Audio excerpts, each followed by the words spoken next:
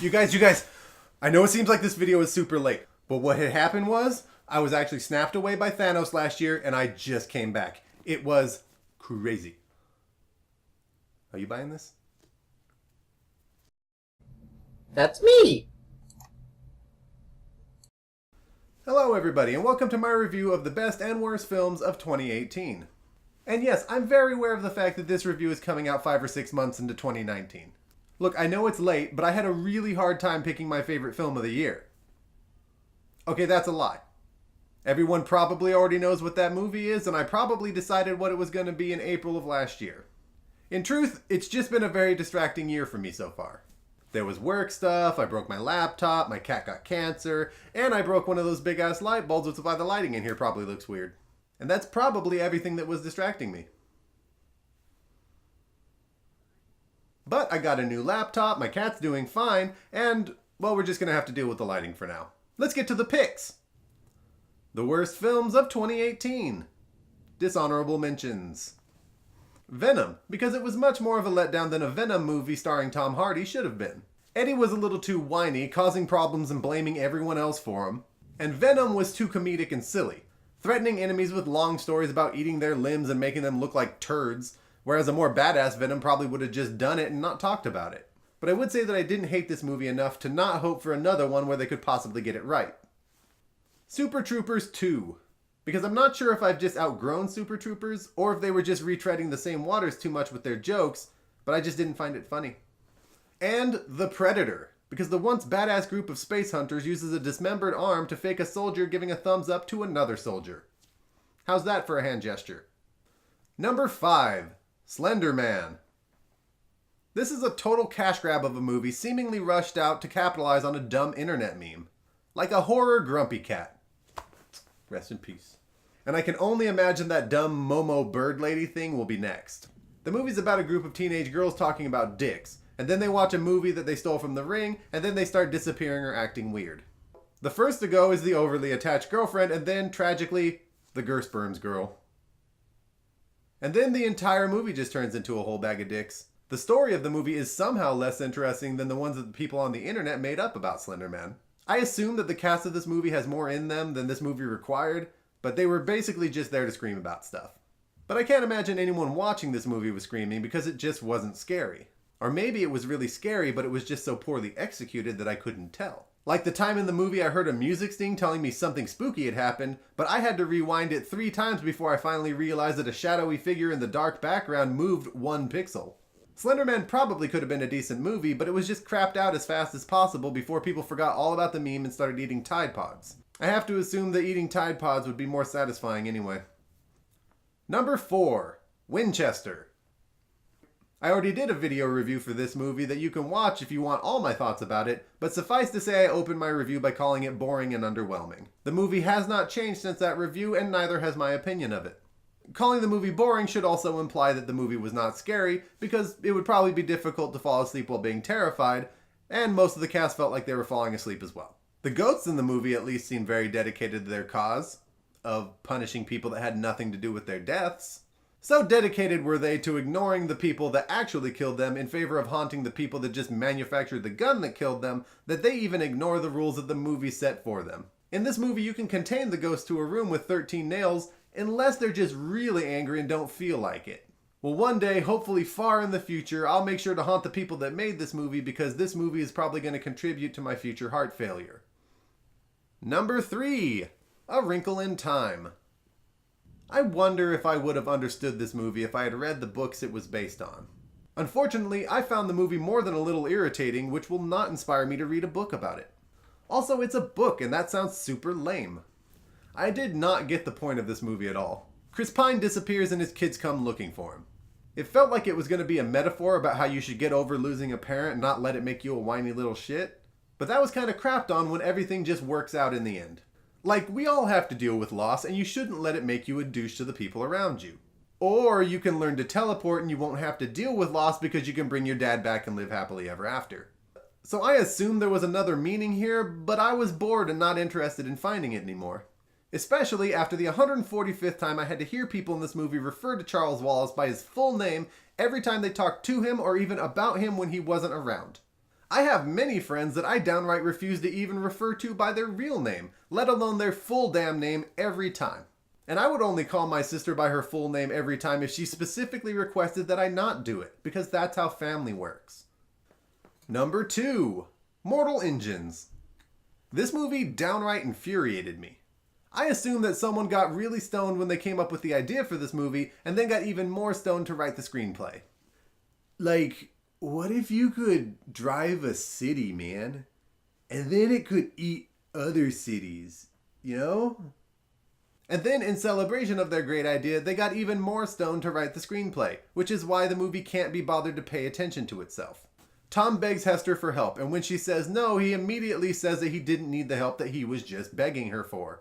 Hester says we're not going to tell our sad stories, and then 5 minutes later initiates sad story time. She says she would leave Tom if he was in danger, and then minutes later goes to save him. She injures her leg and forgets to limp when it's not convenient. They say they need to attack London before it gets the chance to attack them, and then they just hover above their city watching as London opens fire on them. In fact, London fires and devastates their city twice before they finally get to London to start their attack. And in the middle of all that chaos, Tom stops while everyone is dying because he sees a cool new jacket. And then Hester is totally shocked when her father is revealed to her, even though we saw that she was like 8 when he left and totally old enough to remember living with him. Look, movie, if you can't be bothered to pay attention to yourself, why should I? Because you started with a kinda cool idea and a few interesting visuals? No thanks. Number 1. The worst film of 2018. 50 Shades Freed. No one's really surprised, right? This is like 3 years in a row where this has made my worst movie of the year. I guess the most surprising thing is that I feel like Mortal Engines made me more angry, but after watching 2 of these movies first, I already knew what to expect. And they made sure not to improve the writing of these movies so I wouldn't be shocked by what I saw. Almost every scene in this movie could be broken down thusly. Somewhat ridiculous problem, solution to problem in the very same scene because who would remember a through line in this movie, and then sex as if to punctuate that the scene has concluded. Oh no, someone's following us. Better lose them immediately and then have sex in the car. Have an argument? Well, you'll get over it. You already are. Sex then? Hey, we found your birth mother's grave. Let's go stand in the rain in front of it for a bit and then, of course, go home and have sex. And that one is also how we're going to end our movie. I'm pretty sure the only things that change in the course of this movie is that douchebag guy gets arrested and Anastasia gets pregnant. I just saved you 2 hours. As best I can remember, there's really nothing that these movies do well. The closest thing to a positive about these movies is that there are boobs. But I think they're almost exclusively Dakota Johnson's boobs, and I got bored of those halfway through the first movie. So what I'm saying is the one good thing in these movies they also ruined. Good job, movie. Don't watch any of these movies, and please, don't make any more. So, no surprise on my worst film of the year pick, but can I surprise you with my best film of the year pick? No. But let's do it anyway in the best films of 2018. Honorable mentions. Aquaman, because it's a solidly enjoyable movie and easily the second best DCEU movie after Wonder Woman. I feel like Wonder Woman was a letdown in Act 3, but the first 2 acts were nearly perfect. And Aquaman was just a solid 6 or 7 all the way through. Also, they actually dressed him like Aquaman, which was great. And most importantly, they gave him a trident with 3 points. Not that 5-pointed monstrosity from Justice League. Trident. 3 points. Black Panther. I feel like Black Panther didn't connect with me as much as it seemed to with so many others, but this isn't so many others list, is it? A very enjoyable movie that was actually able to bring some social commentary into a comic book movie, but to me the main story was just a pretty basic origin story. And Spider-Man, Into the Spider-Verse. This movie truly made me angry that I made the rule for myself where I could only have 1 comic book movie per list. So it's gonna be here, but everyone could just be aware of the fact that it's actually my number 2, and it was surprisingly close. Wonderfully written, heartwarming, funny, action-packed, and visually perfect. And also, John Mulaney is Spider-Ham. A practically perfect movie and quite possibly the best Spider-Man movie to date. Number 5. Bumblebee. Michael Bay has been having his way with the Transformers franchise for so long that it made me forget one very important fact. Before he was involved, I actually enjoyed the Transformers. When Bumblebee released, I was expecting more of the same, but was surprised to find that I actually enjoyed it. Which leads me to believe that Michael Bay's involvement in this movie must have just been basically saying, yeah, go ahead and make it. Bumblebee wound up being by far the best live-action Transformers movie, and quite possibly the best Transformers movie ever. The most important improvement to me was that the Transformers actually looked the way they should, as opposed to just writhing clumps of barely distinguishable metal. The story was basic but solid, and thankfully included no references to Devastator's balls. Haley Steinfeld is probably a better actress than a movie such as this needs, but I'm sure she was well compensated and she was a welcome addition. John Cena was enjoyable as well, and I like that his character got to make the very valid point about why the government was choosing to trust aliens that straight up refer to themselves as Decepticons. Bumblebee was also a very good actor, and I particularly enjoyed the moment where he got pissed when he saw Cena shove Steinfeld. This was a very enjoyable movie for me. I feel like this might be the movie that could actually give people that have only ever seen the Michael Bay movies an idea about how the Transformers ever became so beloved. Number 4. Upgrade. Upgrade was a far more enjoyable movie than it had any right to be. When I went into it, I was expecting to enjoy it, but in the same way I enjoy most dumb action movies. Upgrade was actually fairly smart, or at least had more going for it than it probably needed. I was basically expecting Death Wish, but Bruce Willis has a robot in his brain. And it was that, but the story wasn't as straightforward as that, and had some twists and turns, especially the big one at the end that I didn't see coming. Of course, the real reason I wanted to see this movie in the first place was for the action, which included some awesome fight scenes and some very brutal violence, and it didn't let me down there either. It was well acted too, but that's not important. This dude has a shotgun in his forearm. This isn't the greatest movie of all time, or even of the year, obviously, because it's number 4, but as far as brutal action movies go, this one's a cut above. Number 3. A Star is Born. I went into A Star is Born trying to maintain a poker face. How good could a movie starring Lady Gaga be? She's not even that good. She should stay out of acting and just dance. Well, pick up the telephone and alert the paparazzi because it was very good. I guess I'll just have to finally break down and admit it that even though I thought her music was too pop and gimmicky, turns out Lady Gaga is actually super talented, both as a singer and an actress. This movie's all about a famous country singer who starts a real love game with an unknown but talented songwriter. She starts getting famous, and right when she's on the edge of glory, his drinking starts making this a real bad romance. It was a perfect illusion all along, but don't worry, he finds the cure. I expected a lot of this from my vague idea of what the other Star is Born movies were about, but since I hadn't seen any of them, I didn't know how they ended. I feel like the ending was a little confusing in how they showed it because I wasn't clear on what was happening, but maybe I just didn't want to believe that's what happened because I was so invested in these characters. This movie was well written, well acted, heartwarming, and heartbreaking. It was extremely impressive for Bradley Cooper's directorial debut, and the music was excellent as well. I enjoyed the movie very much. Now, did I enjoy it as much as I think I did, or did I just want to include it here because I wanted to make all those puns with Lady Gaga song titles? I don't know, that sounds pretty shallow to me. I can't really help it though. I was born this way. Hold for applause. Number 2. A Quiet Place. Even though I was a fan, when I heard that Jim from the American version of The Office had written, directed, and starred in a movie with his wife, I was pretty skeptical. And I was disappointed that his wife was Emily Blunt and not Pam. Really thought they had something special. I enjoy both John Krasinski and Emily Blunt as actors, but didn't know how Krasinski would do jumping into the other two jobs. As his debut put him at number 2, I'd say it turned out pretty well. A Quiet Place has a solid story, but that's not where the good stuff is in this movie. That comes from how it's put together. They do such a good job with the sound design in this movie that it puts you in the shoes of the characters in the movie, where every slight sound can be jarring and startling because that means there's a very good chance that the shit's about to hit the fan. I had very few gripes with this movie.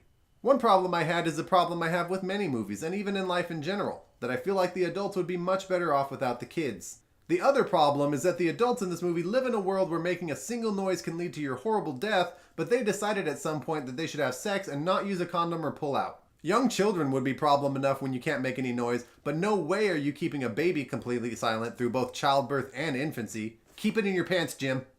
Number 1. The best film of 2018. Avengers Infinity War. No surprise here, and as I say most years when I get to my number 1 movie, I'm not here to surprise you. Spoiler alert for next year, all signs point to a very predictable number 1 for 2019 as well. But of course it's Infinity War. What else would I have picked? I saw it multiple times in the theater and countless times since then on DVD. I'm pretty sure I watched it again last week. Infinity War is just so damned impressive in how well the Russo brothers are able to juggle multiple storylines and characters without feeling like anything deserved or required more than it got. The movie felt like it was always moving forward and never really felt like there was a lull. And of course there's that ending, which frankly blew my mind and left me speechless for a while afterwards. The performances are all the same people we've watched for 20 movies leading up to this point, and they're just as great as they always are. But the real standout is Thanos. He was awesome, threatening, has a very clear purpose, and it's one that you can kind of understand and get behind in a twisted sort of way. I mean, it makes sense what he's going for, even if the way to get there is pretty terrible, but the internet told me I survived the snap, so what do I care? And having a totally CG character can go very wrong very easily, but the job they did along with Josh Brolin's performance capture was so good, you could almost be forgiven for forgetting that he wasn't actually there. You'd be a moron for thinking that, but you'd be forgiven for being so stupid. I can only recall having 2 issues with this movie. The first being how resentful the movie left me towards Star-Lord for the most boneheaded, impulsive act ever. I get it, he was real sad, but he also accomplished absolutely nothing and got half the universe killed. The second problem was the wait. How am I ever going to survive a whole year until Endgame comes out? And with the bar set so high, how are they ever going to top this? Spoiler alert, I did survive, and they did top this, but we'll get to that later. Or you can go read my written review right now. So that's that, my extremely late and somewhat predictable best and worst films of 2018. I thank you all for watching and for waiting so long to watch. And I will thank you further if you like this video and subscribe to this channel. And also if you tell me what your best and worst films are in the comments below. But for this week, and hopefully not for another year until my next video, I have been Robert, and the films of 2018 have just been reviewed. Welcome to Robert Review Stuff. And also welcome to 2018. And while I'm at it, welcome to Jurassic Park. Do do do do do do do do do do. If there was a movie released in 2017, there's a good chance that I saw and reviewed it. And if not, it probably wasn't worth watching. Or I didn't feel like it.